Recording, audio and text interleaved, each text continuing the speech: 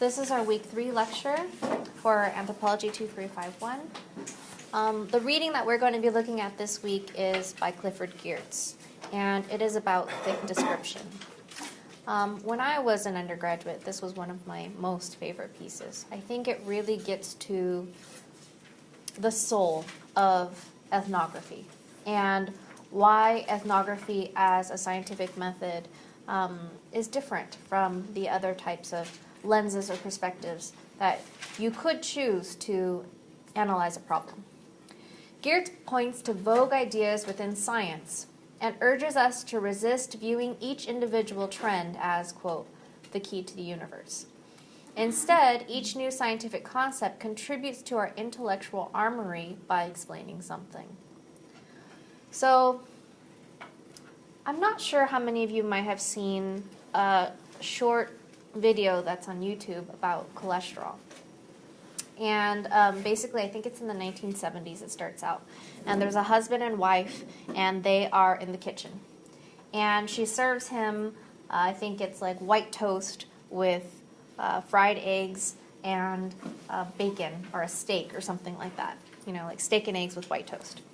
And this person bursts in from the future. You know, you see in the background there's like this explosion, and this person bursts in and says, no, don't eat the eggs. I'm from the future. I'm here to tell you that all that dietary cholesterol is going to be bad for your cholesterol. Don't eat the eggs. And like takes the plate away from him and throws the eggs in the trash. And the guy's like, hey, I was about to eat that. And then he goes like, okay, you can proceed. Enjoy your breakfast. And then he disappears again into the future, right? And then a couple seconds later, like he's about to start eating his steak, and the explosion happens in the background again. And the future traveler bursts back in, no, I'm sorry. We just realized that it's actually, the fat that's in animal meat. Don't eat the steak. The steak is what's going to give you high cholesterol. So then he takes his plate and throws the steak into the trash. The guy's still like, hey, I was still about to eat that. And then the time traveler disappears again into the future. So now the man only has white toast on his bread, right? Or on his plate. And so he's about to eat the white toast, and in the background there's an explosion, and the traveler comes back and says, no, we've just realized that it's actually carbohydrates that gives you high cholesterol. Don't eat it. And he throws it away, and he's like, well, now that you have nothing left, enjoy your breakfast. And he disappears into the future, right? And then the guy's just kind of looking so puzzled, and the woman's looking really puzzled too. And then, a little later, what does he say? There's this part where he comes back and he was like, I went back to see the Paleolithic people, and it turns out that that's not really going real well for them either. So we've also just realized that it all comes down to genes. I'm sorry I ruined your breakfast. Everything I said before this was wrong. And then he's like, I hope you forgive me, bye. And so it was just kind of following the arc of our scientific discoveries, right? Something is absolutely the truth with a capital T until we have our next discovery, which debunks it and shows that it's not true, right? This is truth in the field of nutrition. It's truth in the field of genetics. It's truth in the field of whatever field you want to say. We can point at examples like this where there are discoveries that suggest that that is the absolute be-all and end-all of how that particular thing works, until we gain a little bit more knowledge, and then we have a different perspective, and we understand some other, facet of the problem. Another example might be, we've been talking about epigenetics, right? So we had this understanding of genes as you're born with a certain set of genes. They determine how you are. You will always be that way. The genes that you're born with, you're going to have throughout your lifetime. And now, with the field of epigenetics, we're starting to understand that there's certain markers on genes that can be turned on and turned off, locked and unlocked, based upon the social environments and the physical environments that you're placed in. And that your genes can actually start to morph over the form of over the trajectory of your life as you're exposed to different things, right? So that kind of has transformed our entire idea about how genetics works. There's also something called, I believe it's called quantum entanglement, which, if you haven't heard of it, is some studies that came out very recently about two particles that somehow share some bond. We don't have a very, at least I don't, and I think most people don't, have a very well-developed vocabulary of how to talk about this, but it's almost as if they were soulmates, right? You have these two particles that somehow are just, they share something essential that can't really be described. You can take them and put them, 6 feet away, and if you somehow alter or manipulate this particle, the other particle will reflect the same sort of change. And so they started to test and do these experiments and take these particles farther and farther and farther apart to see if it would still hold, right? And I think in the most recent experiments, they've taken particles more than 100 miles apart in totally different environments, in different labs, in different rooms, and then done something to one particle and seen the exact same thing, response, happen in the other particle. How do you explain that? I mean, the only way that I'm able to explain it to you is that these particles are soulmates. That's what happened, right? But there's no physical principle that we have access to that can explain it, right? Because the way that we've understood physics up until now, you say that you put something in a certain temperature, a freezing temperature environment, and it freezes. You put it in a hot environment, and it melts, right? We see this cause and effect, that whatever the particle is, it's surrounded by its immediate environment, and it reacts to that immediate environment. So how do you explain something when you take two particles and you put one far, far, far away, and you put this particle in a certain condition, but that other particle, its surroundings remain unchanged, and yet its properties change? Do you get my point? That defies all of physics. We do not have a way of understanding this. So our understanding of cause and effect and the immediacy of environments and how environments affected particles was true until it wasn't, right? Our understanding of cholesterol was true until it wasn't. Our understanding of genetics was true until it wasn't. So basically, he's pointing to that kind of in general terms, and just saying there's always going to be these vogue ideas, these things that pop up in science and that seem like they're the key to the universe. Instead of being kind of enamored and drawn in by the allure of this new big discovery, right, that we should see each new scientific concept as contributing to our intellectual armory by explaining something. We're just gaining more and more facets. We have more and more perspectives, more and more ways of understanding the world. This does not debunk the fact that you are born with a set of genes and that they can be determining. It does not debunk the fact that,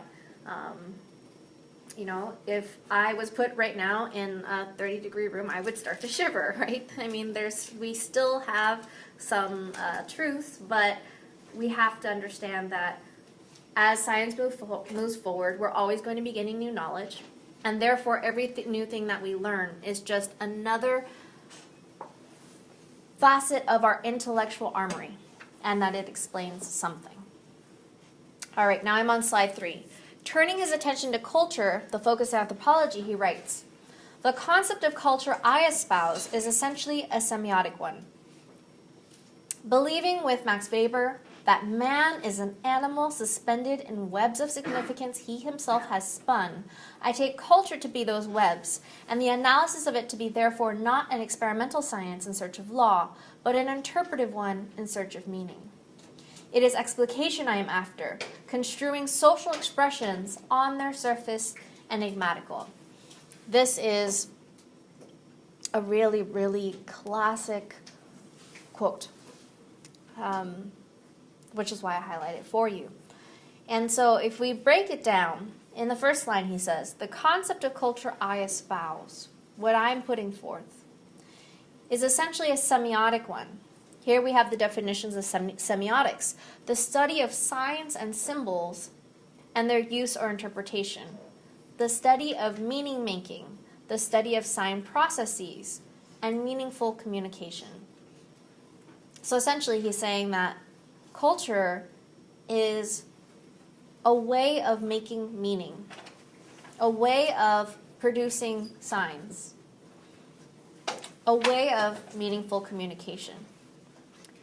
Believing with Max Weber that man is an animal suspended in webs of significance he himself has spun, I take culture to be those webs. And the analysis of it, therefore, not an experimental science in search of law, but an interpretive one in search of meaning. This kind of ties us back to our last slide. If you're looking for laws, well, don't look to anthropology for them, because anthropology is the first one to say that, all of these laws that I just described to you from all these other sciences have not held up, right? So if the thing that you're looking at is human behavior, human belief, the way people feel, the meanings and significances that they assign to things, there's nothing static about that. You cannot assign laws to the ways that people are going to feel or behave or think, right? So anthropologists would not be searching for laws, but they are in search of meaning. It is explication I'm after, right? What the anthropologist is attempting to do is to explain what it is that they see around them. Construing social expressions on their surface enigmatical. Here I also have the definition for enigma. A puzzling or inexplicable occurrence or situation. So the things that we see around us on the surface may seem puzzling or inexplicable. But using anthropology, we're able to diagnose and uncover the meaning in these things that at first glance seem so puzzling and inexplicable. On slide 4. Furthermore, Geertz insists that in order to understand what a science is, you should look at what its practitioners do. It's almost like that saying that actions speak louder than words, right? And so how do you know what someone's intentions are? Well, if you're trying to say, what is anthropology? What are ethnographers? Well, look at what they do. To understand anthropology, one must understand what doing ethnography is. Not just establishing rapport, that is, a close, friendly, trusting relationship with others, selecting informants, transcribing texts, taking genealogies, mapping fields, and keeping a diary, but also elaborating thick description. What is thick description? Well, last week we started to talk a little bit because I already foreshadowed this example of the difference between an eye twitch, a wink, and the friend who's making a parody of his friend who just winked at a girl that he likes, right? That these are 3 different things. And in order to be able to put those differences into a written text, you wouldn't be able to say just simply that the muscles around his eye contracted. You have to also write down what the social meaning is of those different things, because while they all involve the muscles around the eye contracting, they have very, very different meanings. For Geertz, elaborating, quote, thick description means uncovering and making explicit that which has been insinuated as background information, right? Insinuated. If you were to see someone who's just nervous and is walking around with an eye twitch, right? Pretty much everyone is going to know what that is just by seeing it. It doesn't have to be talked about. If you see the boy who's winking at the girl he likes, pretty much everyone also knows what that is, and we don't really need to ask questions or describe it. We know what that is. The same thing about the friend of the boy who's winking at the girl and how he's making fun by doing this parody of a wink.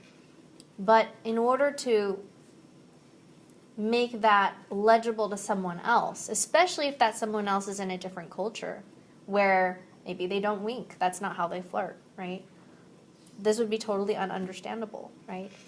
And so in order to make it legible to someone who's from a different context, you would have to also write in what the social meaning of that thing is. And the reason why I'm saying, someone from a different culture is because when you read an ethnography, especially if that ethnography occurs in a culture that's totally foreign to you, there might be all kinds of practices that make total sense to them. That between that population, they don't have to explain to each other. They don't have to describe what the meaning is because it's so commonsensical, because everyone knows what a wink is, right? But for us as readers, if we're not part of that particular culture, we might not have any idea what that means, right? What's appropriate.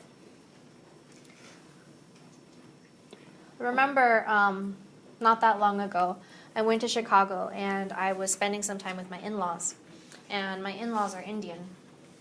They took me to the house of one of their friends, and this other elderly couple, and I would say everyone, both elderly couples are in their late 60s, early 70s. And I was, going into this new house, and this woman greeted me with a hug. And then standing right behind her was her husband. So then I went and I hugged him too. And then later, my father-in-law was like, "You should not hug other men that are not your husband ever." And I was like, well, so what do I do? Like, hug a woman and then just, like, shake the man's hand? Is that what goes on, right? And he was like, "I don't know, you just do not hug men ever." So I was like, okay. Next time, a different elderly couple, because they're all their friends, come over to my in-laws' house. And the woman comes and she hugs me. And then the man starts to approach me, and I'm like really trying not to hug him, right? And he comes and he like hugs me. And I'm like really trying to make it like very obvious that I'm not hugging him. So then I asked my father-in-law after, I said, I tried really, really hard not to hug him. But he came up to me. Now what do? Do I push him away? That would be rude. What do I do? And he goes, "I don't know. It's okay." Because he kind of saw how it happened. I had made this effort. I wasn't trying to be disrespectful in any way. But what was happening there was kind of the intersection of two cultures. Because perhaps in Indian culture, as in Mexican culture, as in many cultures, there is a space between genders, right? The genders really kind of hold their spaces. But all of the people that I'm talking about have lived in the United States for decades. And their children were born and raised in the United States. So we're seeing kind of the original culture and then also acculturation or assimilation and the American culture and the intersection between these two, in which a hug between, at the time, 29-year-old and a 74-year-old man does not allude to anything, right? Especially if it's one of these, like, hugs. So, my point here is that there's certain things that are very commonsensical in other cultures that may not be commonsensical to us. Therefore, if you're writing about a different culture and you're writing it for an audience, you have to be very, very, very explicit about all of the things that may not occur to your reader, that may be obvious to all the people involved, and may even be obvious to you now that you've spent a lot of time in that place, but may not be obvious to the people who have never been in that situation and don't understand the culture. All right, on slide 5, he writes, "What the ethnographer is in fact faced with is a multiplicity of complex conceptual structures, many of them superimposed upon or knotted into one another, which are at once strange, irregular, and inexplicit, and which he must contrive somehow first to grasp and then to render. Doing ethnography is like trying to read, in a sense of construct a reading of, a manuscript, foreign, faded, full of ellipses, incoherencies, suspicious emendations and tendentious commentaries, but written not in conventionalized graphs of sound, but in transient examples of shaped behavior." All right, I'm going to break this down line by line, in fact, as well, because this quote is really getting to how complex it is and how difficult it is, how challenging it is to do ethnography. He writes, "What the ethnographer is in fact faced with is a multiplicity of complex conceptual structures, many of them superimposed upon or knotted into one another." Different people have, different intentions, all happening at the same time, right? And they kind of run into each other. And we have to think about, what's going on. Just in the example that I gave, which was such a simple example, but there's the issue of my wanting to be accepted in a new community, respect for elders, gender, women, men, gender issues. There's all kinds of different things happening all at once in one very simple 1-second moment, right? You have these complex conceptual structures, many of them superimposed upon or knotted on each other, which are at once strange, irregular, and inexplicit. how can we describe the process of acculturation? I mean, the first couple that I met were in the United States as long as the second couple that I met, and yet the first man didn't try to hug me, but the second man very eagerly tried to hug me. So how do we, there is no rule, there's no pattern, right? Some people are a certain way and other people are not. It's strange, it's irregular, it's inexplicit, it's not clear.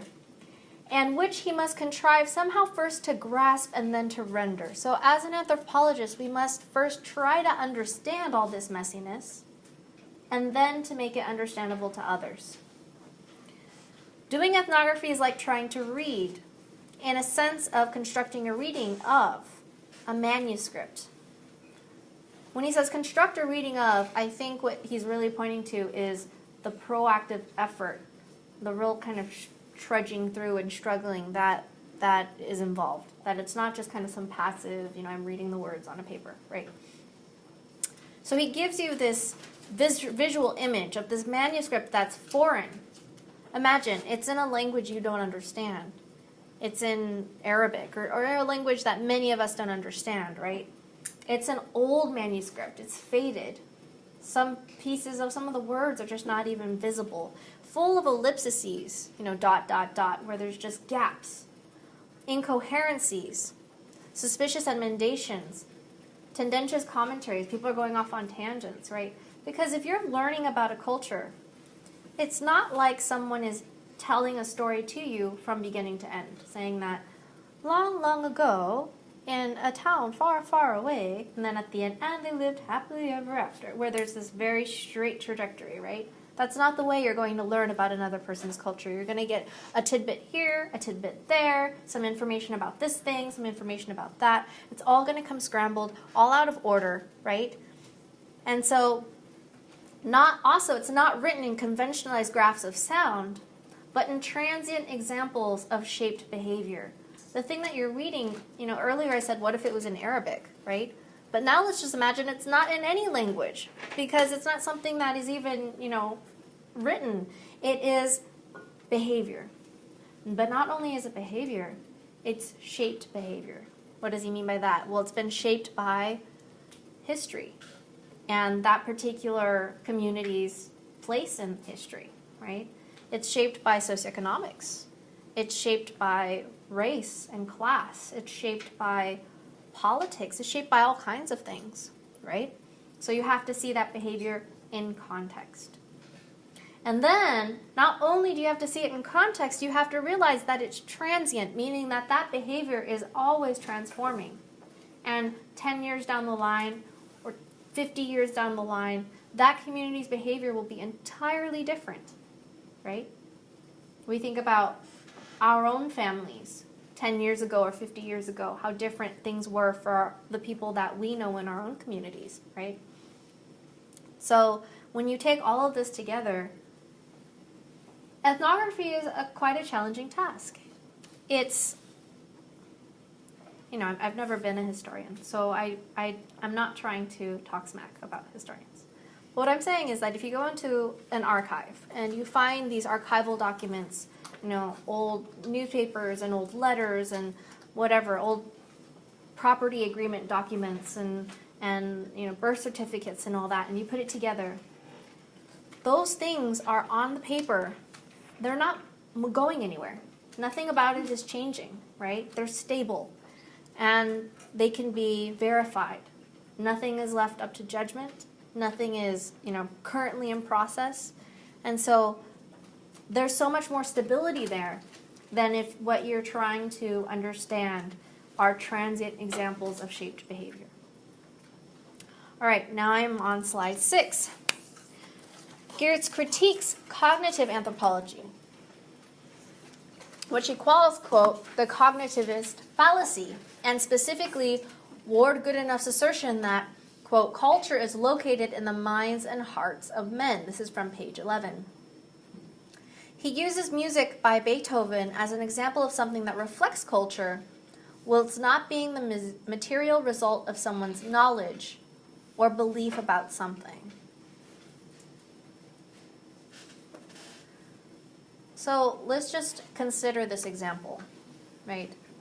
If you're sitting in the McAllen Convention Center at the symphony and you're listening to this extraordinary piece of music that was created by one person but is enjoyed by many and has lasted the test of time because of a shared appreciation that many people have had in preserving it, practicing it, playing it.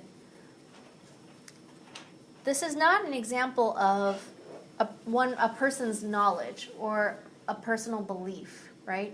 It's something that kind of exists out in the world that is enjoyed and appreciated and valued by many people.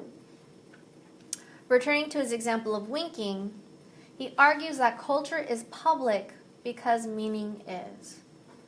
So what he's basically arguing is that the culture does not belong in individual hearts and in individual minds. It's not a personal thing. It is a public thing. It's something that's shared across the community or across the society.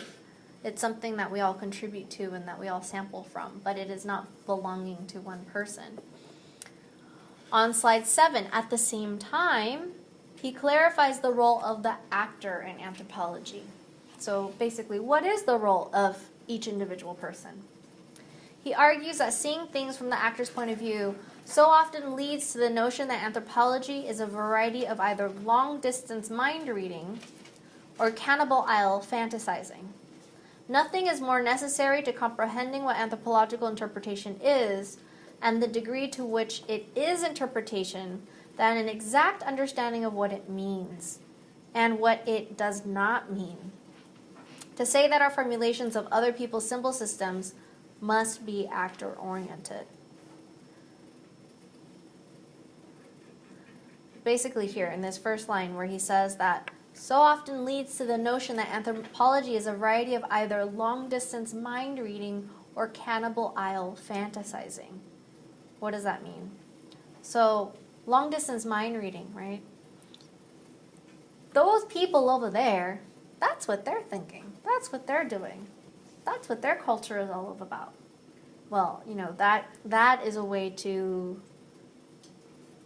potentially be very offensive, right? And also get it wrong. If you are going to distance yourself from the people that you are potentially researching and then draw conclusions. That is not a very good approach. Cannibal isle fantasizing. We've also talked about the dangers of romanticization, the dangers of exoticization, right? You might even be lifting these, quote, other people up and saying, oh, they're closer to nature, they're more in tune with their families, they're less inclined to violence. So you might be romanticizing them or kind of putting them on a pedestal. But still, you run the risk of not truly understanding unless there is a deep contact with people, because symbol systems must be actor-oriented. This means that we must describe culture using the terms of our informants, along with their formulae for defining what happens to them. What he's saying is that if people say, well, if you go to Mexico, for example, and you ask people about machismo, right? A lot of people have a lot of things to say about machismo. There's all kinds of ethnographies on this, right? If you were to then say, if you speak to your informants and they say, pues el machismo es la la la la la la, te dan una definición. And then you come along and you write your book and you say, actually, what it really is this. Basically no one that I ever interviewed could understand, right? That's very, very, very problematic. So what he's saying here is that that's what we should not do. We must describe culture using the terms of our informants, letting them speak for themselves, along with their formulae for defining what happens to them, because who could know better than the people themselves, right? Perhaps we can gather information in a way that one informant would never do. One informant who gives you their opinion on machismo probably has not spoken to 500 other people also about machismo, right? So they don't have the same breadth of data. But we must use their formulae for defining what happens to them. On slide 8, Geertz's fiercely critical. He describes anthropological writings as second and third order interpretations, since only, quote, natives, there's that word again, which we wouldn't be using in the present day, but can provide first order interpretations of their own culture. In this way, he contradicts Malinowski, who suggests that natives are not apt to interpreting their own culture. Remember last week Malinowski was saying, well, natives cannot really rise to abstract interpretations. And that was a very superiorist thing for him to say. But here, Geertz is saying the opposite. He's saying that it's like playing telephone, you know, how when someone says something and then it's spoken to the next person, it comes at the end, hopefully still on the same topic, but not 100% exactly how it started, right? So if I'm getting an account, a first-hand account from the informants, and then I record it and then I interpret it, which might involve translation, it might involve transcription, and then my own interpretation of what the meanings are, and I write it down and I tell it to you. Well, you're the third person to have gotten this information because we got it from the informant, then it went through me, and then it came to you, right? So what you're getting might not, it's at the very best the third order, right? And the ethnography itself is at the very best the second order. Now, that's not to say that we should just throw up our hands and give up, right? Because without ethnography, there wouldn't even be a link between the reader at home and the informant. There would be no way for communication or understanding each other because it's very unlikely that the reader is going to fly to X place and speak to that person, right? And so we're not saying that, well, we should just give up because this is an imperfect science. However, at the same time, we're recognizing what the pitfalls can be so that we can try to make our telephone a little bit more factual, or just kind of that we lose less at each order, right? That from one person to the next, it's as close of a chronicle as can be, right? For Geertz, anthropological analysis is not a logical reconstruction of a mere reality. Rather, it is guessing at meanings, assessing the guesses, and drawing explanatory conclusions from the better guesses. Last class, I talked about how anthropology is iterative, meaning as you're doing your research, you will have moments when you pause and you say, okay, this is what I've done so far. What do I need to do from now on in order to complete the picture? Well, I need to interview more patients because I've already interviewed a lot of providers. Or I need to now talk to hospital administration because I need to understand why the scheduling is this way or why people are feeling these systematic, kind of systems level, administration level issues. Whatever it is. You analyze where you've been and where you're going. And so here he's saying you guess at meanings, right? You're always kind of trying to understand. And then you analyze those, you assess those guesses. And you draw explanatory conclusions from the better guesses, right? You question yourself. You ask, is that really a good conclusion? And you continue to hone in and fine-tune. He casts ethnocentric interpretations as the ethnographer's severest term of moral abuse, and instead promotes a semiotic approach to culture that allows ethnographers to access the conceptual world of subjects and therefore converse with them. So, what is ethnocentrism? Ethnocentrism is viewing the world through your own ethnic and cultural lens. So, if I, as X, Y, and Z, how each one of us, our X, Y's, and Z's are going to be different. A man or woman from this type of background with that kind of religious upbringing, this type of ethnic heritage, blah, this type of citizenship, and this type of class standing, this type of educational standing. If I then go and interpret someone else's experience from my perspective, he calls that the severest term of moral abuse. And says that instead, what we need to do is as ethnographers, we must access the conceptual world of subjects and, quote, converse with them, which might not always mean converse, but, I mean, not literally, that's why it's in quotes, but that we're accessing someone else's conceptual world. So, in essence, in layman's terms, we're putting ourselves in their shoes to say, why would they think what they think? Why would they arrive at those conclusions? Why would they do what they do? Right? And it might not mean that if I were in that position, this is what I would do, but to at least understand if I were that person, that's why that person did what they did, right? To understand kind of the logic that buttresses people's behaviors, people's emotions, because by and far, most people have guiding logics. It might not be ones that we immediately understand or have access to, but it makes sense to them, right? And so to be able to tap into that is the skill that he is pointing to. Slide 9. Anthropology consists of finding our feet among our informants. This quest goes far beyond formalized learning of language and customs. When you arrive into a new place, sometimes you'll hear this term among anthropologists, which is to see through the eyes of a child, right? If you guys have spent any time with 4-year-olds, they're wonderful at asking questions, right? What day is today? Tuesday. But why? Because it comes after Monday. But why?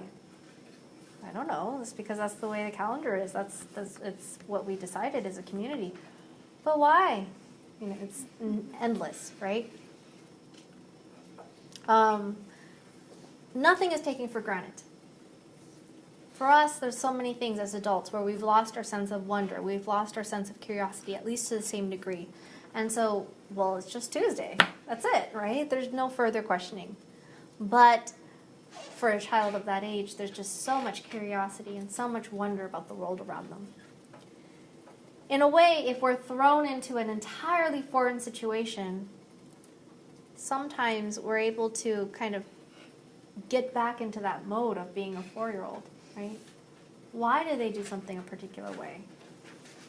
And that's actually what gives the anthropologist an ability to, or even the desire to, analyze something that maybe formally hasn't been analyzed, even though it's existed in that community for a very long time, right? Because if you're from within that culture, you're caught up in the of courseness. Of course it's that way. We always have this ritual on this day, or, we always do this at weddings. We always, whatever it is. There's not, because it's so obvious to you. But if you are seeing from, without and trying to come within, if you're the ethnographer, all of these things are foreign to you, and then you'll ask questions. Sometimes people will brush you off and be like, well, that was a dumb question. Just like if a 4-year-old was asking you this, well, because it is, Stop hassling me. But this is kind of the benefit of the anthropological perspective. But at the same time, when you first get there and you feel like you're a child because you have essentially no friends, no family, no social structure, probably no job, no place to live. You might not be entirely familiar with the language. You don't know the customs, right? You feel like you're just floundering a little bit. So there's this process of finding your feet, learning how to walk, learning how to do basic things for the first time, things that to others around you are just so commonsensical. Remember when I was in Guerrero, I went and I was living in this village with a house that had, part of it was like brick and part of it was like adobe, and it had dirt floors. It had no windows, so there were kind of gaps in like certain bricks that were missing and things that would just like allow for a little bit of air to flow in and out. But there were no windows. There was no glass in this community. There was the corrugated tin roof. No running water. They had pilas outside, which is like a well, but not deep, just big, like a bathtub. They pirated their electricity from the closest town, but they didn't officially have electricity. This particular family was pretty well off compared to the surrounding families because they had 6 to 8 pigs and chickens, a dozen or 2 dozen chickens, and 35 cattle, and a few hectares of land that they were planting maize, which is pretty good considering, compared to the surroundings. And so the women in that family, the way that they earn is by, well, the men are in agriculture, but the women take these palm leaves and they take the center vein out of the palm leaf with a knife, like this, and then that's called the palapa. And the palapa is then used for, like, to make a palapa, or to make, all kinds of different things, like, woven artisan things. You can sell them 300 palapa for, I'm trying to remember if it was about 10 pesos for every 300 palapa. And so in a day you can do about 300. You get the equivalent of US 50 cents back for it, right? And so I was doing this, and then I was also trying to learn how to do things like, they have the comal, right, for tortillas. And I went to the comal, and I saw on the wall that there was a spatula, and I went and grabbed the spatula to, like, turn over the tortillas, and they were like, like, what is this girl? Like, come on, like, even, like, a 6-year-old can flip tortillas with her own fingers, right? Like, who is she? And I'm like, it's hot. I like having sensitivity in my fingers. I don't want to have numb fingers. You know what I mean? Like, I wasn't raised with that. But there was a severe degree of judgment. Like, are you serious? A kindergartner could do this. Like, you're less skilled than a kindergartner. And it was true, right? I was less skilled than a kindergartner for that particular context. There were all kinds of other things that I knew how to do that other people in that community, especially women, don't know how to do, like driving. Most women don't know how to drive, right? Many people in that community don't really know how to handle elevators or escalators, everyday things that are kind of urban, right? Ride a metro, or take a public transportation in a city, or any, things that for me would seem very kind of everyday. But the point here is that when we transplant ourselves into other contexts, we become like children, because we don't know the most basic things for that particular context, as it would be vice versa. So there is this process of finding our feet. At the same time, the ethnographer does not seek to, quote, go native. And I talked about this a little bit last class, where, this is going to be this can be an ongoing debate for as long as anthropology exists. It is a spectrum, and there are personal opinions on where ideally ethnographers should be on this spectrum, right? The person who trained me calls herself a militant anthropologist. She also calls herself a barefoot ethnographer. And so she would be kind of on the end of really risking going native, right? Whereas others might keep a little bit of a boundary. Part of that comes to how you were trained. Part of it comes down to what you believe, what you're comfortable with. He says that on the one hand, you must find your feet. On the other hand, you do not want to go native. Beyond speaking for informants, Geertz asserts that the aim of ethnography is the enlargement of the universe of human discourse.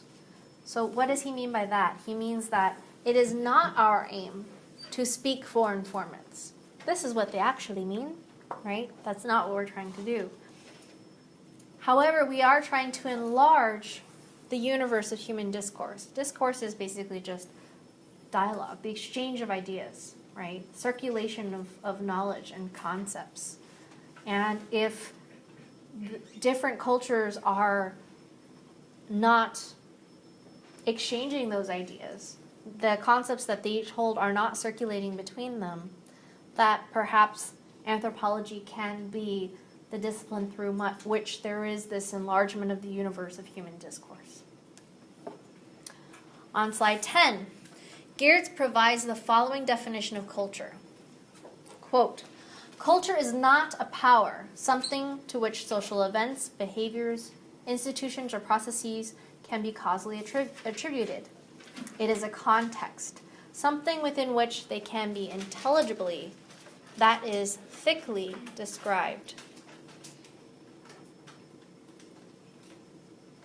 So here, we are not applying a cause and effect sort of mode of analysis, right?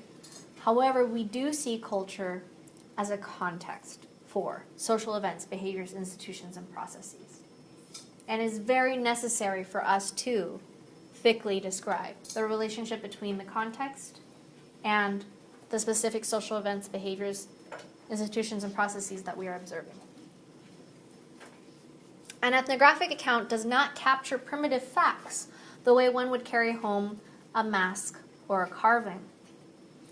I already said that, Geertz already noted that these are transient forms of shaped behavior, right? So they're not something that is material where I can say, I brought home this awesome grass skirt from Hawaii. That's not what we're talking about, right? Furthermore, culture is everywhere, and it is both ordered and messy, meaning that there are bits of it that we can make sense of. However, there are other bits of it that will always be contradictory, in which there are always going to be countering examples. Geertz encourages the ethnographer to embrace this reality. Know that that's what we're going to be working with, and still move on ahead. On slide 11, Geertz addresses the difficulty of getting from a collection of microscopic ethnographic forays to a culturescape of the nation, the epoch, or the continent.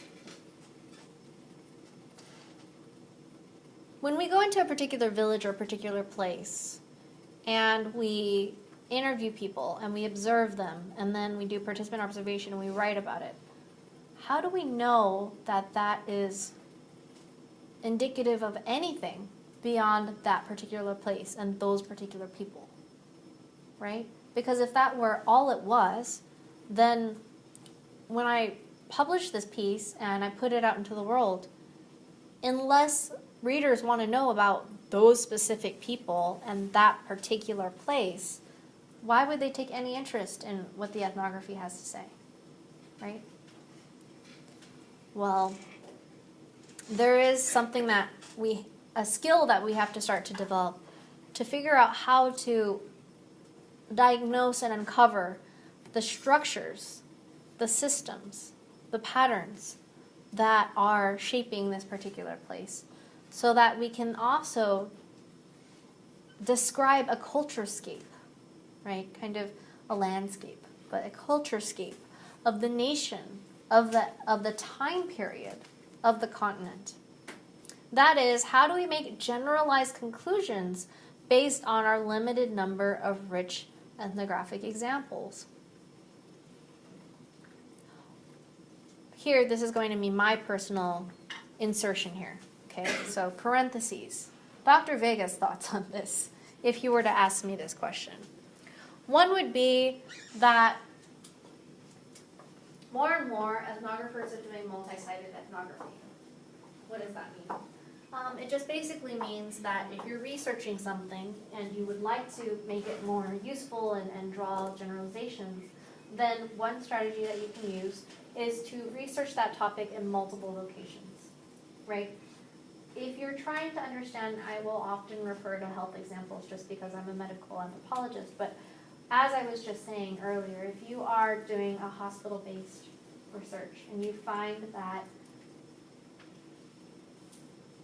it seems that women of color are being counseled in a way where they're getting amniocentesis less than their Caucasian counterparts, and you're concerned why. If you only talk about that one hospital, it could easily be swept aside as, well, perhaps there's something happening on a racial axis axes, but only in that hospital. I mean, that is telling you about hospital Alta Vista, right? So as an article or as a book, why would readers care? I mean, yes, there's this one hospital where this thing is happening, but why would readers care, right? So now let's say that you are that researcher and you say, okay, well, I'm now going to go to 10 different hospitals and I'm going to research this in all these different places. Well, now you're starting to get at something, right? Let's say that you were going to say, okay, I'm not even going to look at 10 different hospitals in the same city. I'm going to look at 10 different hospitals in 10 different states across the country. Now you're getting closer to making a generalization or being able to kind of make some assertions. Let's say that, as I'm drawing back to what I said, not only is multi-sided work about the physical locations, but also the perspectives that you're drawing, right? So if I'm only interviewing patients in these 10 different hospitals in 10 different states, then I'm only getting the patient's perspective. But if I were to, as I said before, if I were to interview patients and providers and hospital administrators and maybe insurance companies and whoever else is involved, laboratory technicians, et cetera, I might now begin to understand the shape of the problem in each place. And now I've done it in 10 different places, right?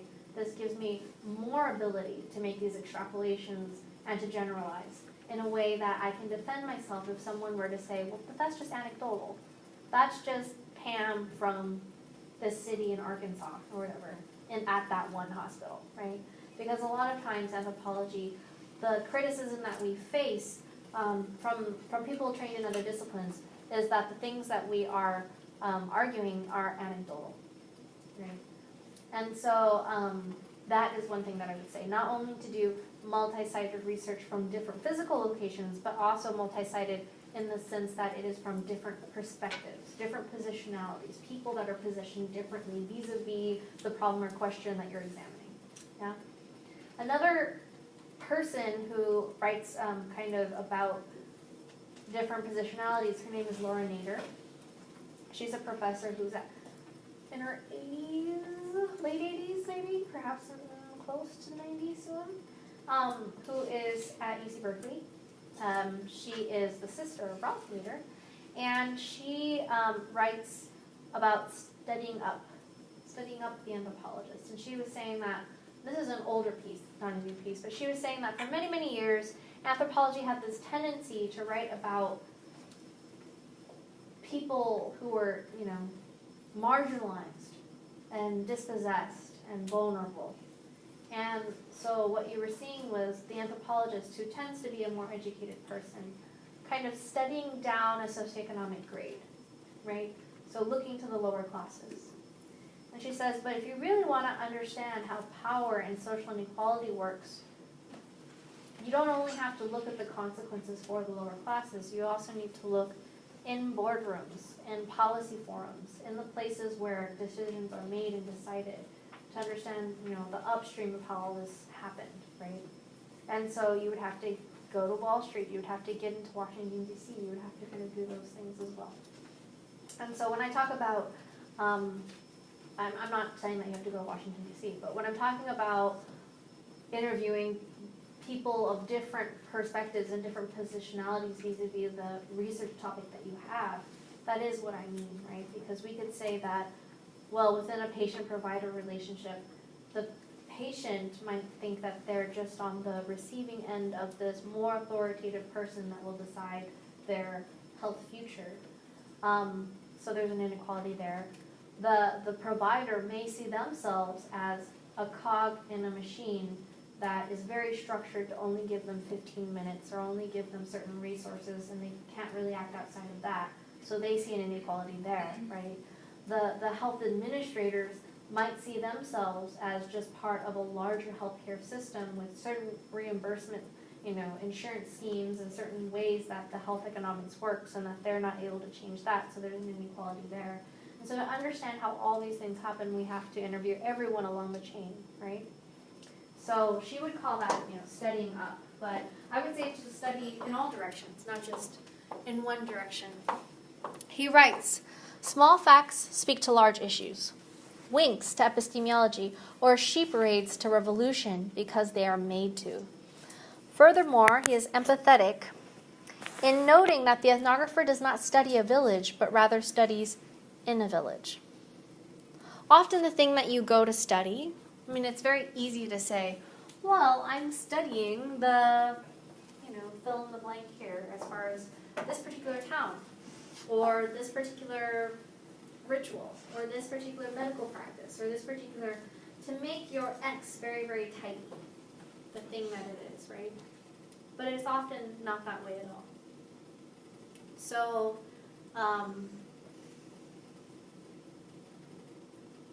for example, when I was doing my doctoral research, I was studying, quote, midwifery in Mexico. My end result has absolutely not very much to do with midwifery in Mexico. Okay, let me not mislead you. The end result uses midwifery in Mexico as a lens through which to see something else. But it is kind of a means to an end, right? So the whole story is penetrated with midwifery in Mexico. But I am telling a story about citizenship, about transnational migration for healthcare, about colonial legacies and race in Mexico today, about all kinds of other things. But midwifery in Mexico is the lens, right? So that's not the be-all and end-all of the story. That's not where the story stops. It's where the story starts. Does that make sense to people? Like if you're going to look at the Day of the Dead, right? That's going to be your topic.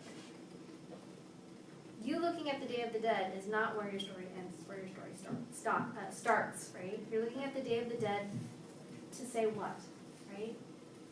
You might find out something about the commercialization of Mexican culture, or how it is usurped, extracted from its original kind of purpose, and adopted by other people for purposes that they don't even really understand, right?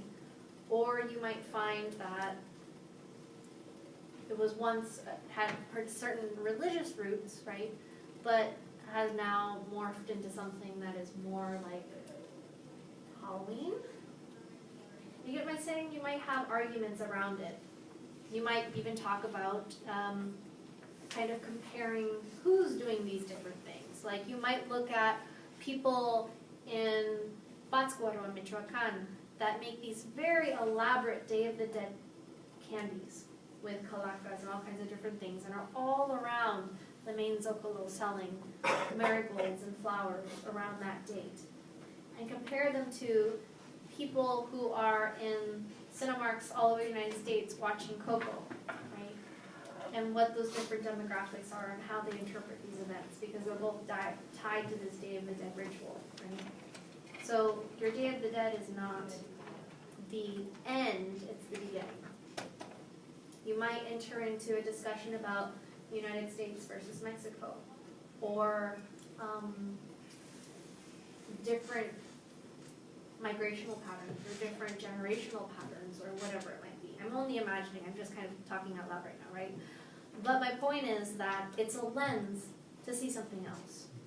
And that thing that you diagnose, whether it's generational patterns or transnational issues, or differences between how maybe Mexican traditions are commercialized in the U.S., maybe those things can be generalized in a way that could be then applied to other things. Like let's just say that we're going to say, okay, actually what we're using the Day of the Dead to look at is the commercialization of Mexican traditions, which are then kind of decontextualized and just turned into celebratory moments in the United States, right? Let's say that's what we wrote. We could then apply that to something like Cinco de Mayo. What was I watching the other day where it was like Cinco de Mayo, the day that that Mexico became independent from Spain, which is not even true. It was not the Cinco de Mayo, right? It's not what happened. But according to this thing that I was watching, I think it was on the television, or it was in a movie, but it was in something where they should have checked their facts a lot better, because millions of people watch whatever this thing was. It was like, really? But my point is that argument that we made can now be applied to other things. We've now kind of arrived at a generalization that perhaps we can test with other circumstances and other situations. Have I made sense to you guys? Okay. All right, so Cultural theory is diagnostic, not preventative. Predictive, sorry.